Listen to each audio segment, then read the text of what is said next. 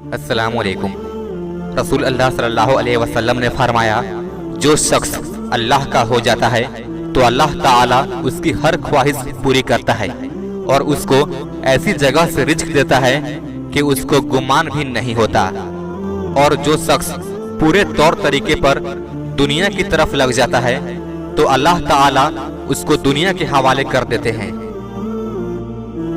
कुरान में अल्लाह ताला फरमाता है, जहन्नमियों को खौलते हुए चश्मे का पानी पिलाया जाएगा और उनको कांटेदार दरख्त के अलावा कोई खाना नसीब नहीं होगा जो ना मोटा करेगा और ना भूख को दूर करेगा।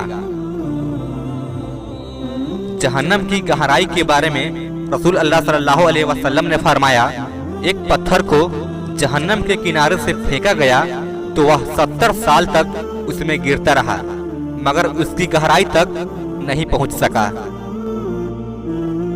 रसूल अल्लाह सल्लल्लाहु अलैहि वसल्लम ने फरमाया, अगर जन्नत की कोई औरत जमीन वालों की तरफ झांक ले तो जमीन व आसमान के दरमियान की तमाम चीजों को रोशन कर दे और उसकी खुशबू से भर दे और उसकी ओढ़नी दुनिया और तमाम चीजों से बेहतर है।